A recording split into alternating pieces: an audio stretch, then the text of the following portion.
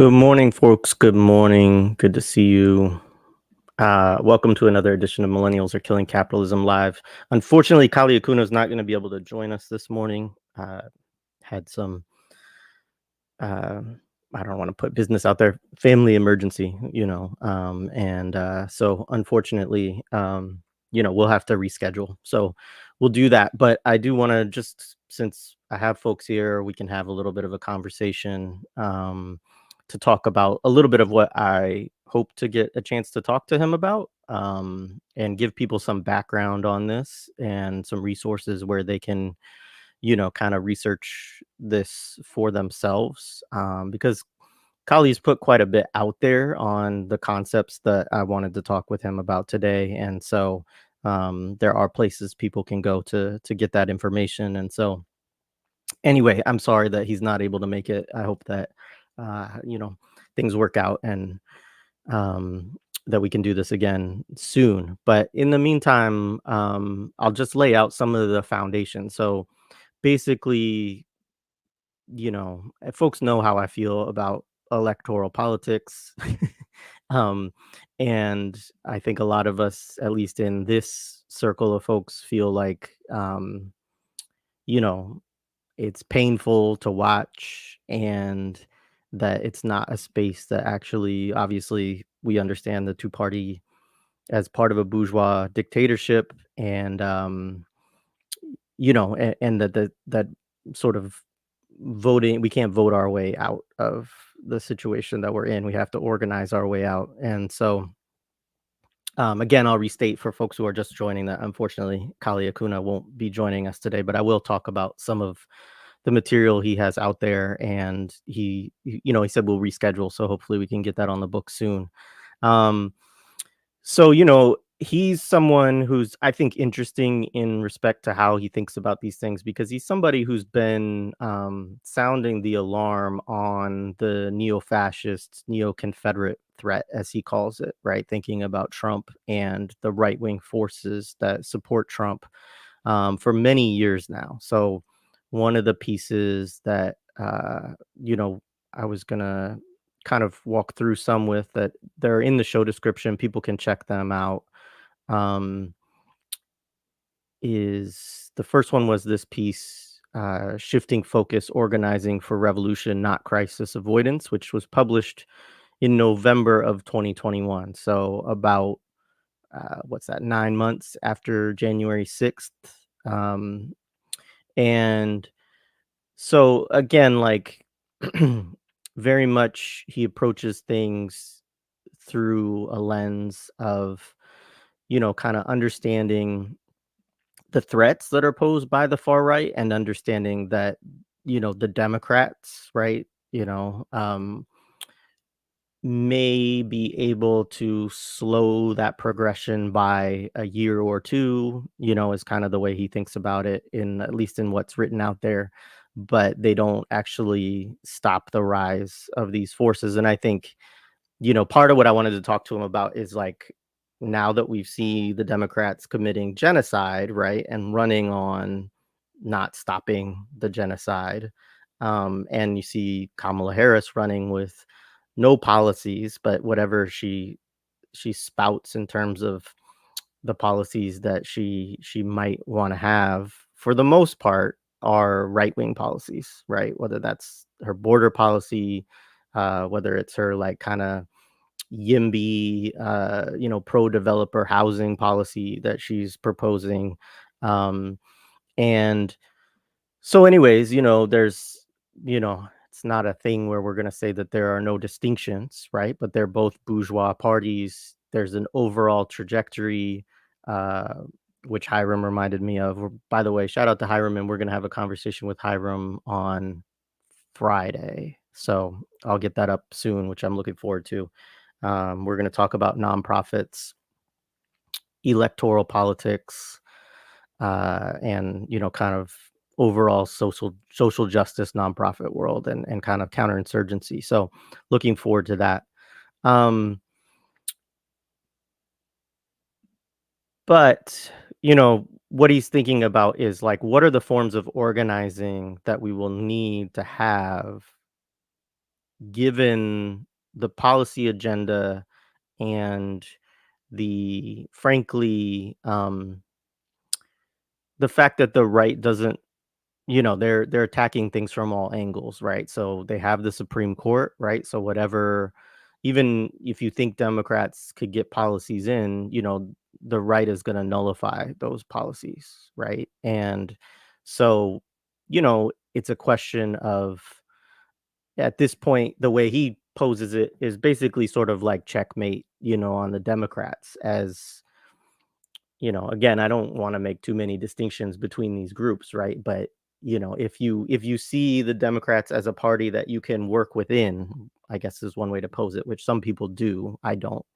Um, then it it doesn't matter really, because they're not going to be effectively able to implement any policies that they would want if you propose those policies. He also, proposed in these essays, again, both are in the show description, that um, the progressive social democrat DSA kind of agenda was not going to be able to get enough candidates in any positions across the country to be able to be any kind of break against any of this stuff. And we see that, like, they haven't been effective at all in the party that they're organizing within in stopping the genocide.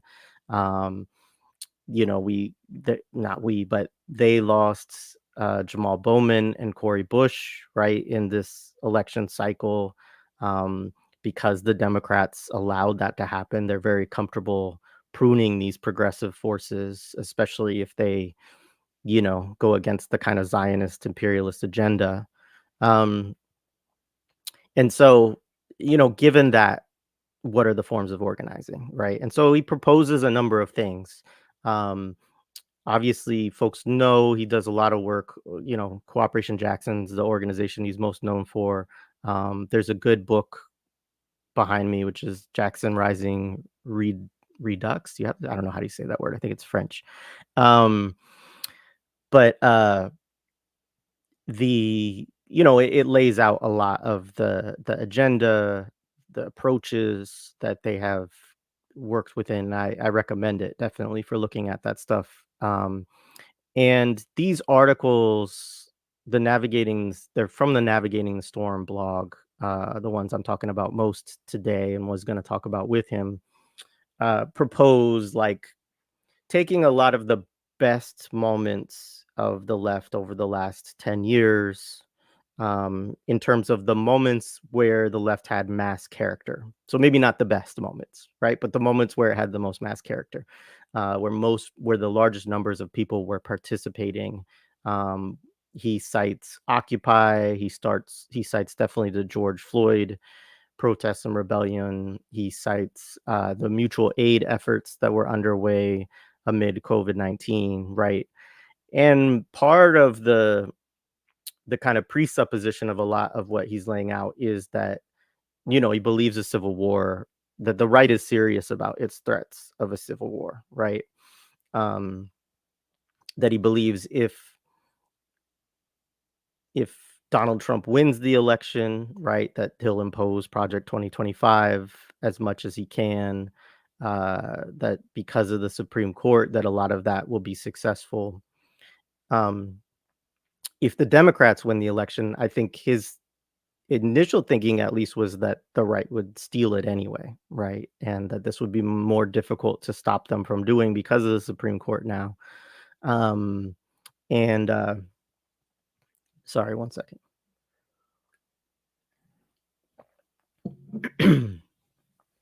So, I think that's an interesting thing to think about as well. Even if even if that didn't happen, right? I think his feeling is that what we're talking about is the contradictions of capitalism, late capitalism, the climate crisis, right? And if you look at something like Project 2025, like, that is their response, right? The right has a response to climate change. Their response um, is to basically, batten down the hatches of empire, right? Which actually I think is what the Democrats' response is at this point too. This is why I think there's agreement on border policy at this point, right? um, because I think both parties have basically come into an agreement now that, um, you know, having climate and imperialist refugees coming from the global south constantly is going to be a is going to be a contradiction that's going to continue to cause problems for them, and so they have to try to make a really hard border there. It's basically a climate fascist agenda, right? I think on both sides. This is why cop cities, right? Again, and that's a conversation I want to have too, with Renee Johnston and hopefully some other folks. Hopefully, I also am hoping to have Daruba Ben Wahad to come on to talk about his kind of united front, a proposition around third party candidates for this cycle, right? Um, which I think could go along with the discussion that Kali Akuno is having. I don't, just to be frank, like I don't put a lot, and people ask me this a lot. People ask me why we don't have third party candidates on, and this and that. And, I don't put a lot of eggs in the electoral basket. I understand that's how most people within the United States think of politics and do politics, but I think that's a huge problem in itself. And maybe there are ways, I don't want to say maybe, I know there are ways that people use it as a propaganda tool, as a recruitment tool, as a way of organizing, as a way of talking to people about the world that they want, that then they can connect with. And so I get it. I think there are good reasons to advocate such approaches. It just hasn't ever really been my slant on it, because I think part of my problem with it is that in some ways, often it still kind of reifies this notion among people that they're going to vote their way out of what we're coming to face. And I think the reality is that we have to organize our way out, and that organization you know, um, is not something that happens in the ballot, at the ballot box, basically. Um, that's actually, in my estimation, a kind of ritual that people participate in to sort of give away their political power, right? It's a way that um, people say, okay, these are the people that I want to represent me, and very often they don't have any good choices in that, and so it kind of just, I think, I don't know. I mean, there's all the things. There's the I voted stickers. There's all of it, and I should be clear too, because I'm being hypocritical to some extent. I do vote, you know, um, but and I often vote for third party candidates. At times at local levels, I'll vote for people I know who are progressive and stuff like that. You want to clip me, Jared? uh, but the yeah, the point being that, anyways, that's something I wanna engage more. Actually, maybe Jared Ball, can join for that kinda discussion, um, and we could talk about some of the third party, options that are out there, and as well as this concept of the united front. So setting that aside, though, because what Kali Akuno is talking about in this piece, and let me see if I can pull up some of that part.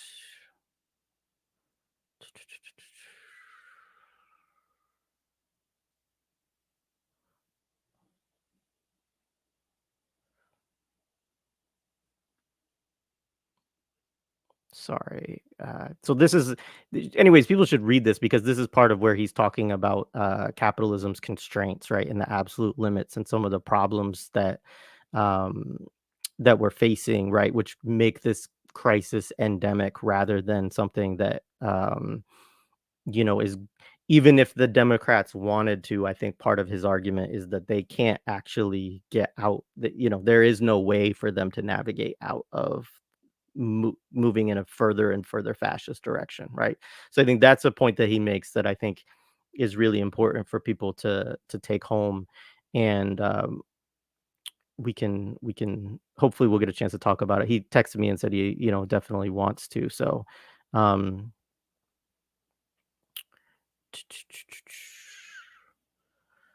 so the interesting thing, so let's see some of the proposals that he has, right? Mass mobilization. So he definitely has been thinking, and part of the one I wanted to talk about is he's been talking about this. Hang on one second.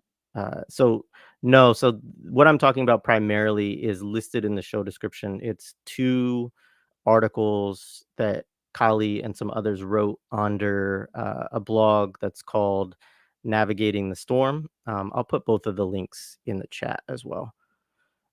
Um,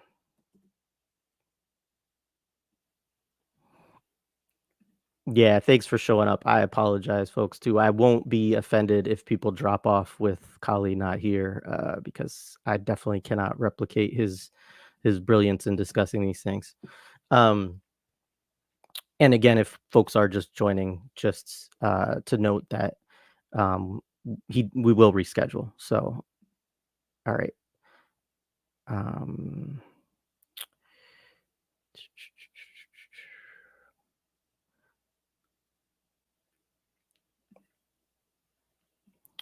so part of what he talks about, let me pull this up for a second. Uh, is in these sections. So this is the piece that's called "Some Thoughts on What Is to Be Done." In I don't remember the full title, but it's with the Neo-Confederate Neo-Fascist advance.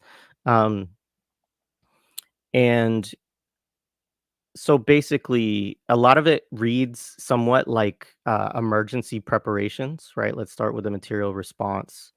Um, Self-protection and fortification, necessary tools and supplies needed for this endeavor, which include self-defense tools, communication tools, generators and fuel supplies, repair tools, etc. Like part of what he's proposing is, should there be a real threat from the far right, that people need to be prepared, right, for all kinds of things. Uh, Grid to go down, electricity, like crisis preparation, right? And I think, one of the things that's very interesting within Kali's own history is obviously he was organizing amid Katrina, right? So dealing with the kind of fascist right amid that disaster response. And then obviously he's been in Jackson for about a decade now, maybe a little bit more than that, with Cooperation Jackson. And so, for people who don't know or do know about Mississippi, obviously it is a far right state, a kind of neo-Confederate state. Jackson is primarily black city. It also happens to be in the capital. It has had its police force basically defunded. It's predominantly black police force defunded and then replaced by, as I understand it, a predominantly white police force run directly out of a kind of capital district, which because the capital is also in Jackson. Um, and then amid that, it has a water system. There's lead pipes, and the water, basically they have boil water notices on a kind of constant basis. And obviously, with a lot of parts of the country, right, there's an increase in natural disasters, right? Whether this is hurricanes, tornadoes, etc., right? And so I think a lot of where, again, I would love to talk to him about this more, but a lot of where his planning and thinking comes around dealing with those kind of crisis situations, uh, predominantly among Black folks in areas also where you are under threat from the far right, from the kind of vigilante violence of the far right, as well as state violence or organized abandonment, right? Um, and So anyways, it's interesting. I'm trying to think. Oh, it was Dylan Rodriguez. I think he and I had some discussion about preppers on the right? Because preppers are kind of these people who prepare for climate change, and they do it on a very individualistic basis. You might think of survivalists. I'm very used to these people growing up in Oregon, where there are far right, lots of far right militias. Um, they stockpile, weapons. They stockpile food. They stockpile water. Um, And so he's kind of talking about that, but when he talks about it publicly, and there is another link in the show description to a conversation he had with Feroz Manji, which is very good on this.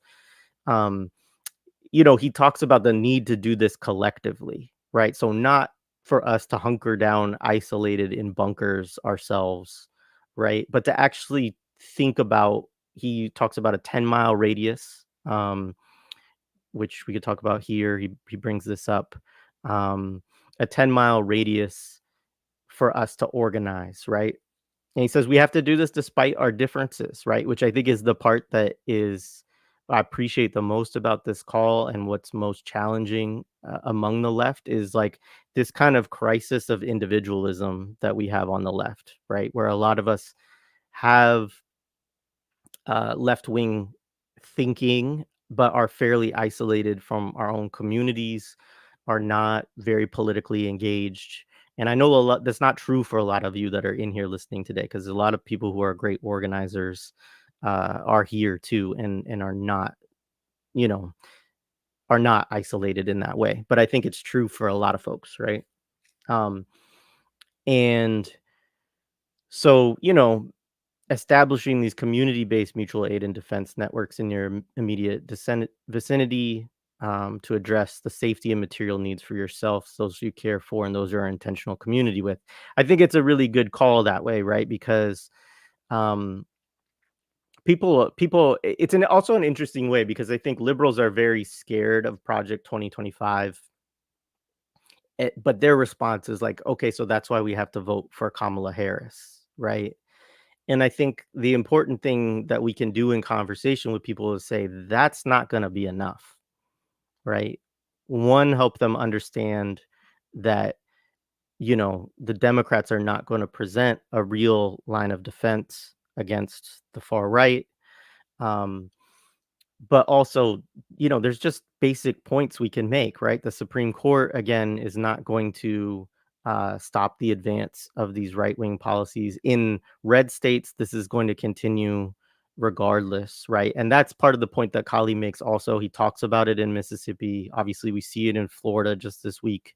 I saw one of the universities there was throwing out a bunch of the books from their library, but also it also among that, then, the entire, like, LGBT, feminine, queer studies centers all of their books, right? And this is in Project 2025, it does have this thing about, like, basically any book that has the word queer or, trans or anything like that, that they consider that pornography, and they consider anyone who traffics in these things to be basically a sex offender, right? And um, anyways, knowing that this is already occurring, right, in large swaths of the country, that this is going to advance either way, whichever person gets elected. Um, I think it's a basis for some organizing, for developing these networks of mutual aid, of community organizing. He also talks about people's assemblies, right? Democratic decision making around these things. Um, that might be able to pull in some different progressive, quote unquote, folks that you know, that could be a basis of further organizing. Like, part of what he's thinking about is how to build a revolutionary mass organization, because currently that's just not something that we really have. I think one of the other things I really wanted to talk to him about is, how does the genocide in Palestine fit into this for him, right? Because the biggest mass mobilizations we have right now are around Palestine. There is, unfortunately, I feel like, a lot of focus on, again, trying to get policy concessions from the Democratic Party, which I don't think is a real uh I don't think it's a real thing. I mean, I don't think I saw this weekend that Nora Arakat declined the Green Party's vice president um nomination, and her reasoning was that she wanted basically to run, but at the moment that the Democrats got a ceasefire in place, that she wanted the Green Party to basically drop out. And, I actually I understand why someone might think that's a way to maximize leverage, right?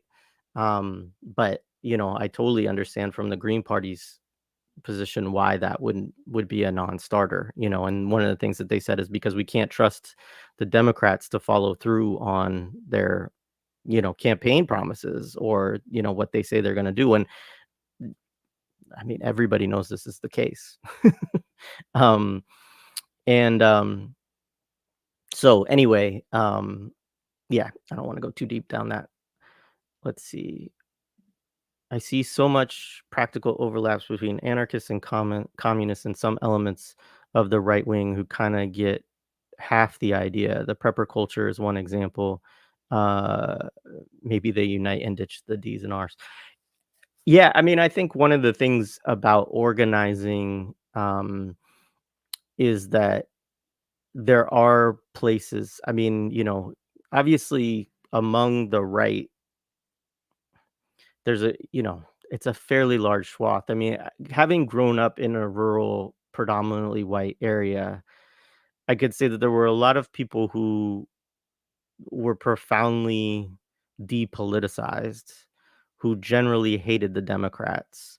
Um, and often they would slant a bit right because they didn't see any they didn't really know of other alternatives that well, right? And because they're under a deep amount of kind of anti-communism, anti-socialist propaganda, which is what the right traffics in heavily. I've read some of Project 2025 in preparation for this discussion, and it's so funny. Like it has the same common refrains as like, uh, the problem with socialism and communism is human nature. Uh, as if there was a nature of humans that couldn't be altered, or which again, this is a very undialectical view of humanity. um anyway, let's see, go back to this a little bit.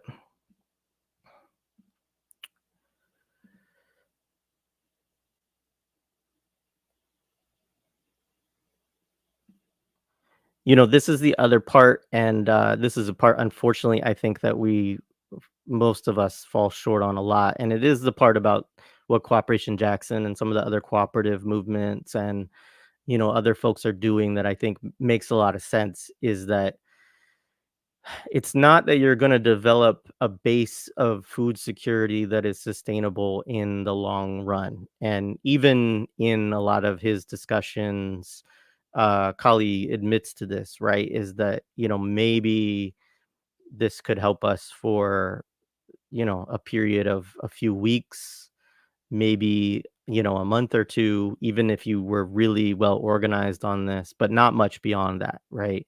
And this is a huge issue. I mean, I think this is one of the parts that I think is kind of revolutionary. Well, has revolutionary potential in the argument that he lays out, right? Is because if anybody actually is serious about, you know, a revolution in the United States, you have to be very clear that we don't currently control the means of social reproduction, the ability to produce food on a scale uh that could actually sustain a long-term, or even short-term revolutionary kind of endeavor, right? And if you could just think about Hamas and Hezbollah and other examples of that, you know in Hamas's case, they've had to sustain, 10 months of genocidal war being waged against their people in the most brutal fashion, and food has been denied for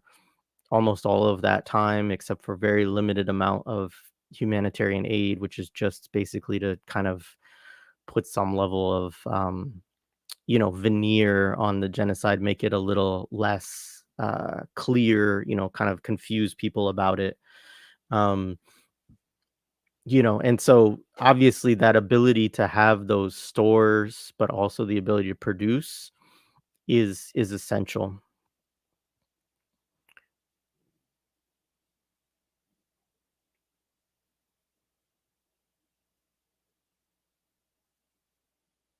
Again, the people's assemblies, right? Which is like this is where, from his perspective, you democratize these processes. You also get people in the community engaged in planning and discussing. I know that the people's assemblies in Jackson have kind of gone out of favor and back in. I think the thing that brought them back in was actually the kind of water crisis, as well as the crisis around the state level swapping out the police forces to kind of put a white rule in Jackson with regard to the police. That these are things that brought more community out to various sets of community assemblies, people's assemblies, to think about politics in a response. And I think that, to the extent that we are effective at organizing those kinds of things, that they can be useful tools and also offer a space for, coordination, planning, thinking about these things together, and forging a collective consciousness, right? Um, this is a part that I appreciated, just talking about the fear campaign. He wrote this one in 2022, but he talks about how much money is spent on fear mongering, how much airtime is spent on fear mongering among liberal outlets, right? And basically, he's saying this is what Democrats are going to try to do, right? They're going to do voter registration, uh, and litigation, right? So when the right passes agendas, they'll try to sue, right? Again, that could stall some things a little bit, but once it gets to the Supreme Court, they're basically going to say, yeah, it's okay. And like an example of this is the homelessness ruling that just happened in the Supreme Court, right? Which is definitely poses a right wing, agenda, basically saying any state or municipality can make camping illegal, make people sleeping outside illegal, um, which provides a basis for any city or state that wants to criminalize homelessness. It already was, but to an even greater extent. And California is one of the key states doing that, right? So again, this shows like the kind of lie between the notion that these Democrat states are somehow exempt from these agendas. I also think I'll just say I'm going to do a conversation with Eric Stanley and Gemma. I can't remember her last name, but we're going to talk about. They're both from San Francisco, and we're going to talk about the history of Kamala Harris as a prosecutor, as a state's attorney, um, and also the kind of politics of California, which present themselves, quote unquote, as liberal or progressive, but are actually deeply conservative. And so we're going to talk about that as well. Um,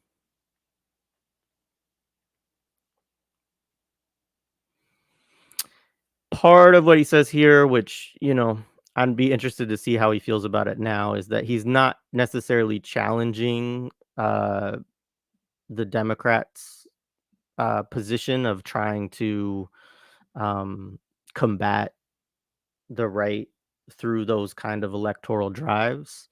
Um, but he doesn't think that it is a solution at all.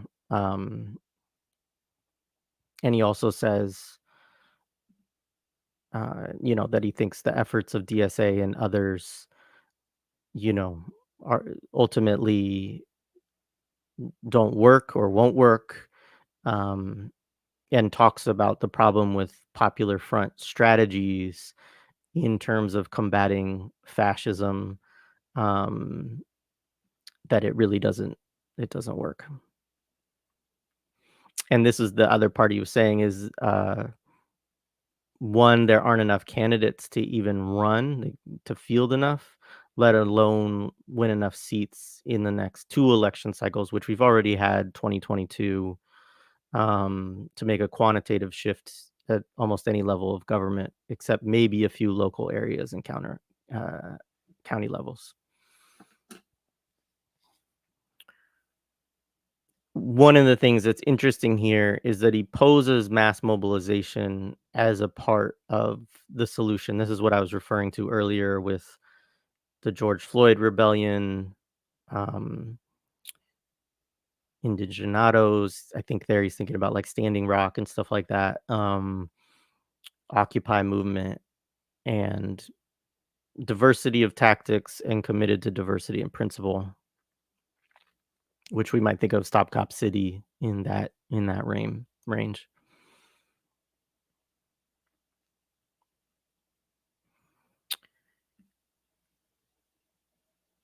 Yeah, and then he talks about people who think it's impractical, it's not he gives an example that all the citations are not without the direct experience of left-oriented social movements and empire over the last decade. Um, but he this is the key part, right? He's not advocating for spontaneity here, right? So the mass movement must act with greater intentionality and foresight.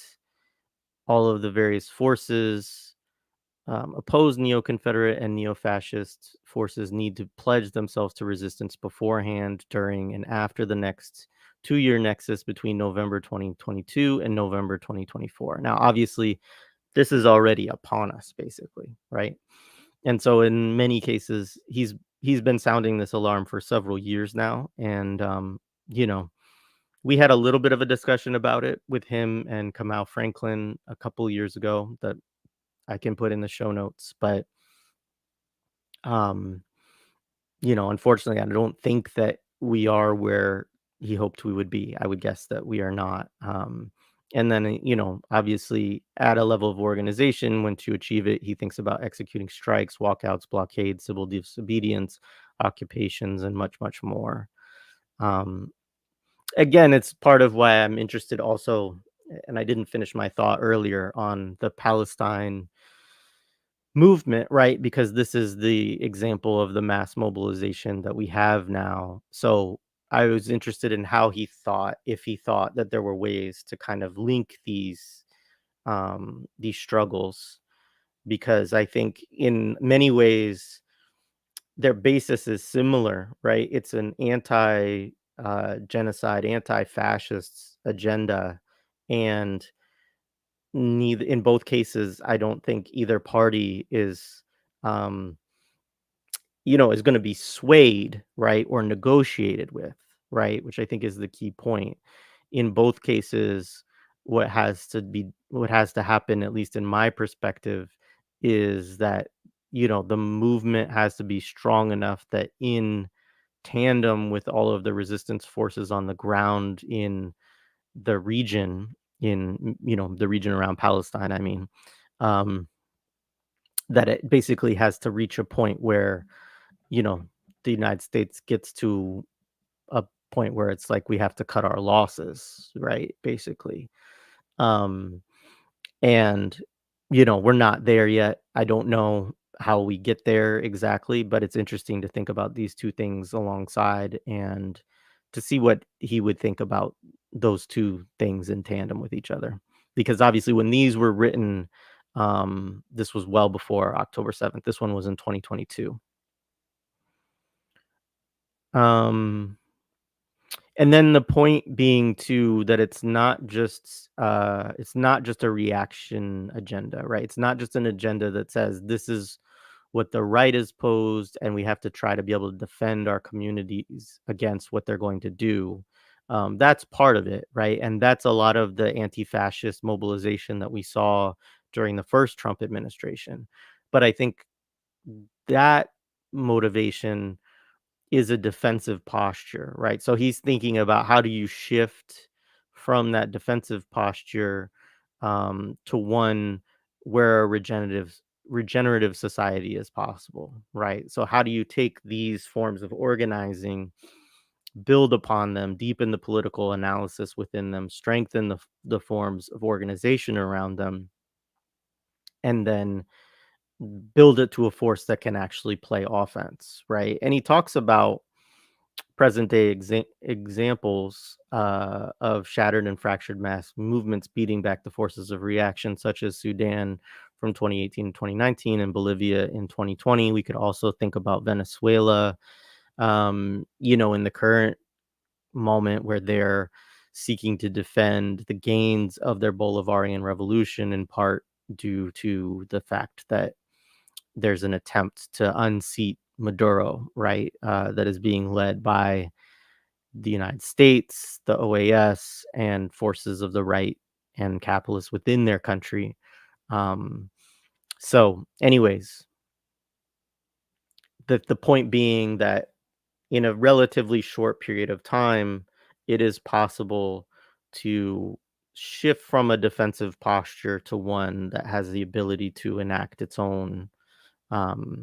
politics. Actually, a good example of this is uh, is the organizing that's been going on in Kenya. I would say, where there's been a number of issues from extrajudicial killings to the finance bill, so called, which was really an IMF imposed bill, um, to then and there's been a lot of organizing going on for many years. So I don't want to make it seem like it just happened spontaneously. But the people who are organized in the social justice centers, in things like the Revolutionary Socialist League, the Communist Party there, and a lot of other formations have joined up with a movement that is more of a mass mobilization, has a lot of younger people from Gen Z and so on, to now be trying to push Ruto out. And, they have a plan that involves the Kenyan constitution, right? And a plan to try to shift power to a progressive governance. Um, and if people want to check that out, there's a couple of conversations that we've had that folks can see within the last month. One with Sungu Oyu and one with Wanjira Wanjiru. Um,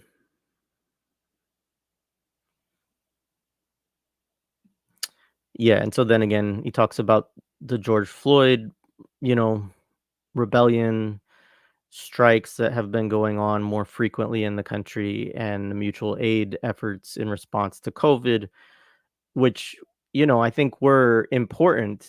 And, even though a lot of that was very kind of individualized, right? Or very small groups, it shows that these ideas have enough hold that people can come together around these things.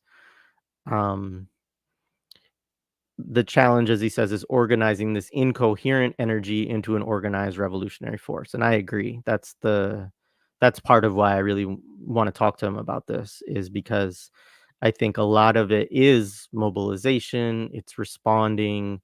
It shows a basis. It shows that a lot of people um, are willing to mobilize in different ways, but it's grounded again in this very individualistic culture that we're all acculturated into, right? So I don't want to make it seem like, oh, it's just our fault, but we have to figure out how do we get out of that together.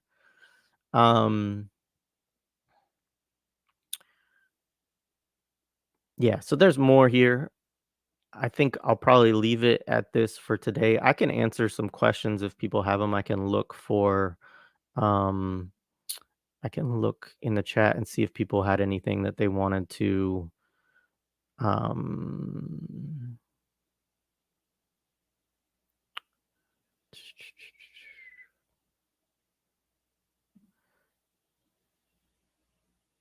very good. So, Erica Kane's Ricky Ryan here, is noting that Kali had a similar piece about organizing against neo-fascism in Hood Communist for 2021, uh, and an interview on Hood Communist Radio as well.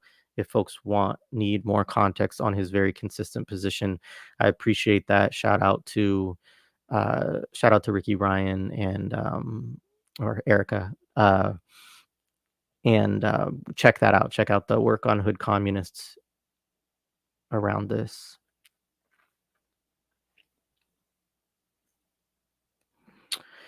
This is a good point.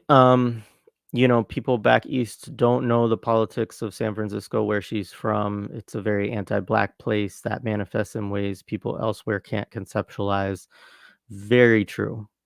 I mean, there's a very small Black community in a city as large as San Francisco is, and it's because they've been driven out by policy over decades and decades. Um, it's also a profound I mean, yeah, that's one of the things we're gonna talk about. So there's this thing that's going on. The Trump attack ads are that she's a dangerous San Francisco liberal, at least that's the ones we're getting in Pennsylvania. And so I wanted to talk to Eric Stanley and Gemma about this idea, because I think Kamala is a very dangerous San Francisco liberal, but I think that that doesn't mean the same thing that the right thinks it means. I think it means, um, something much different to the left.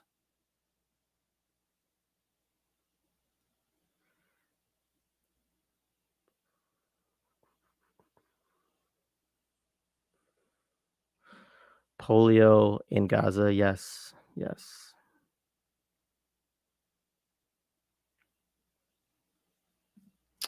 Yeah, this is key. Um, I'm actually been very it's been interesting to me to watch how far the Democrats' position or their discourse around immigration has shifted to the right amid the Biden administration um, and with the Kamala Harris campaign from where it was in 2019, 2020 at that election cycle. And on one hand, we could all point to the fact that Obama was deporter in chief. He deported actually, I looked this up recently, he deported more people than Trump on in both the even if you take 4-year chunks, like take Obama's first term and second term and Trump's term, he deported more people. Obama did on a like a per year basis or per term basis. Um, and so it's an interesting uh, place where the rhetoric of Democrats around the border has never actually matched the reality of their policies. Surprise, surprise. But what's interesting to me is that the rhetoric now is totally like, hard border. They're not saying deportations, but they don't really have to because they have been doing them. Um, Trump promised mass deportations in his last cycle, but that actually didn't occur on a level more significant than what the Democrats are doing, right? And so it's just interesting to see that rhetoric has changed so far.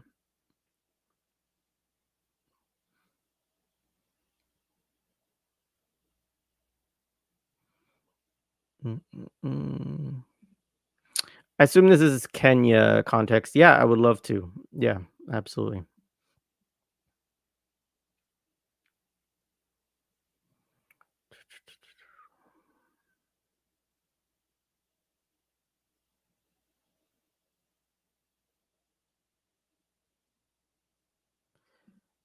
Yeah, exactly. London Breed and Brooke Jenkins.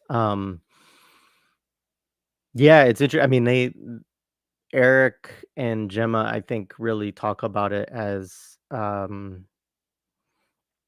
kind of multicultural fascism or something like that. I don't want to I don't want to butcher the terms that they use, but um, yeah, it's a pretty nefarious set of politics.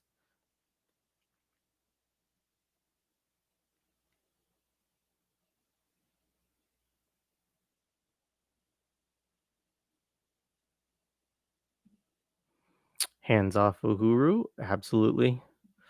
Um, so anyways, I'll leave it there. It doesn't look like there's other questions for now. Hopefully, we can get this rescheduled with Kali soon and talk a little bit more about what he's thinking right now.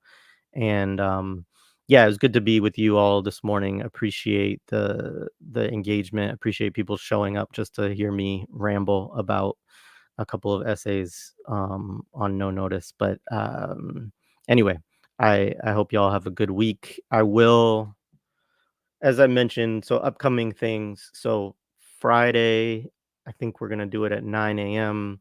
Hiram Rivera is gonna be on. We'll talk about nonprofits, um, electoralism, like how that goes, how that shift happens, what those arrangements are.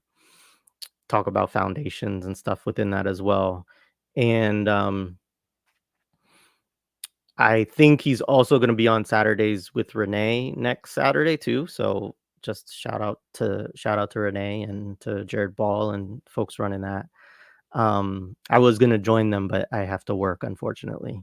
Um, and then the following week is the conversation on Kamala Harris and the San Francisco liberalism, fascism. Um, and there's some other stuff that's in the mix. Trying to work out a conversation with Palestinian youth movement around Walid Taka soon. So look forward to that when we get it scheduled. Um, and yeah, it's good to be with you all. Apologies that it wasn't quite what we didn't live quite up to the billing of it, but yeah, more from us soon.